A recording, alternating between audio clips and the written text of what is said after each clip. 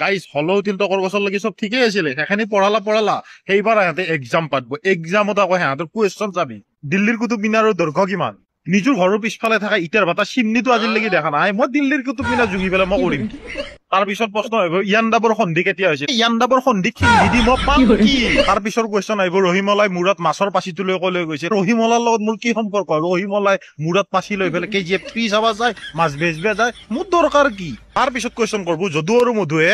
আম পাৰিব গৈছিল 10টা আম পাৰি আনিলে যদুৱে 5টা খালে আৰু কেইটা থাকিল তহঁতে সিটো কুৱেশ্যন যে কৈছে তহঁতে ইটো কুৱেশ্যন কিয় কৰা নাই কোনোদিনে যে যদু আৰু মধুৱে একেলগে আম পাৰি আনিলে যদুই যদি 5টা খালা মধুক এটাও কিয় নিদিলে এখন কিতাপতো মধুৰ কথা কিয় উল্লেখ নাই যে সি যে আমকেইটা খাব নাপালা